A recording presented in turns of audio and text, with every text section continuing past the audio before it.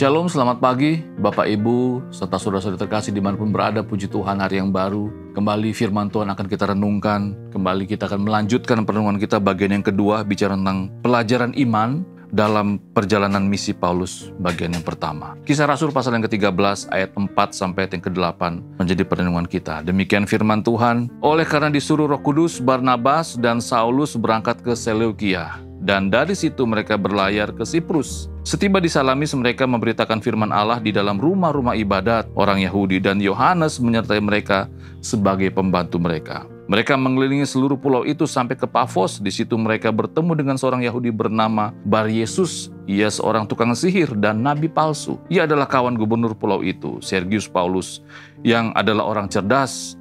Gubernur itu memanggil Barnabas dan Saulus karena ingin mendengar firman Allah. Tetapi Elimas, demikianlah namanya dalam bahasa Yunani, tukang sihir itu menghalang-halangi mereka dan berusaha untuk membelokkan gubernur itu dari imannya. Puji Tuhan, berbahagialah yang mendengar dan mengindahkan firman Tuhan. Dalam bacaan firman Tuhan kita di pagi hari ini, satu kebenaran firman Tuhan yang menjadi perenungan kita, bagaimana kita harus waspada terhadap hal-hal yang dapat menghalangi dan membelokkan pertumbuhan iman kita. Dalam bacaan firman Tuhan kita, jelas sekali bagaimana gubernur Sergius Paulus adalah orang yang sangat rindu akan kebenaran firman Tuhan, ya, beriman kepada Tuhan, sehingga kerinduannya itu diwujud nyatakan dengan ingin mendengar langsung, ya, dari Barnabas dan Saulus tentang kebenaran firman Tuhan. Tetapi kita bisa melihat ternyata ada seseorang yang memang menjadi teman dari gubernur ini, yaitu Elimas, ya. Dia adalah seorang tukang sihir. Tentunya kalau kita bicara tentang tukang sihir, berarti orang ini adalah orang yang tidak beriman, orang tidak percaya, yang berusaha untuk menghalang-halangi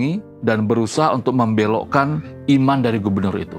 Ini kuasa dari si jahat, ya, berusaha untuk menghalang-halangi pertumbuhan iman dari gubernur. Tapi puji Tuhan, dalam bacaan firman Tuhan kita, kalau kita membaca terus sampai ke bagian bawah, kita bisa melihat bagaimana Rasul Paulus dan Barnabas sungguh-sungguh berkuasa, sehingga si Elimas ini dapat dikalahkan, ditengking, ya, kuasa kegelapannya. Dan kita bisa melihat di bagian akhir, di ayat yang ke-12, melihat apa yang telah terjadi itu, percayalah gubernur itu, ia takjub oleh ajaran Tuhan. Artinya iman dari gubernur ini semakin bertumbuh.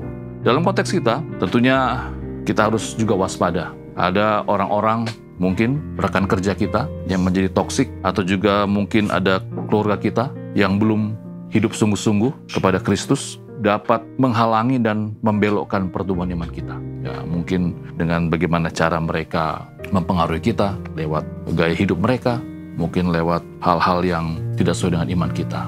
Kita perlu waspada, kita perlu memperkuat iman kita. Ya, jadi mari kita kembali waspada, Bapak Ibu Saudara terkasih, jangan sampai pertumbuhan iman kita itu dihalangi, bahkan dibelokkan oleh orang-orang yang sekali lagi dipakai oleh iblis, dipakai oleh kuasa kegelapan untuk membuat iman kita tidak bertumbuh. Tapi puji Tuhan, firman Tuhan di pagi hari ini kembali lagi mengingatkan kita, motivasi kita agar kita terus waspada, agar kita semakin hari semakin kuat di dalam Tuhan. Mari kita berdoa. Tuhan, terima kasih. Kembali firman Tuhan mengingatkan kami, mengajarkan kami bagaimana kami harus waspada. Mungkin orang-orang sekeliling kami, mungkin rekan kerja kami, mungkin bahkan keluarga kami yang tidak hidup sungguh-sungguh dapat dipakai oleh iblis untuk membelokkan, mungkin boleh menghalang-halangi pertumbuhan iman kami. Oh Tuhan, mampukan kami agar kami dapat berdiri teguh, dapat setia, dapat berpegang teguh, sehingga kami dapat tetap kuat di dalam menjalani kehidupan iman kami. Dan iman kami semakin hari semakin bertumbuh di dalam Engkau. Terima kasih Tuhan, ini doa kami. Berkati apa yang kami kerjakan di hari ini dan juga memberkati orang-orang yang kami kasihi.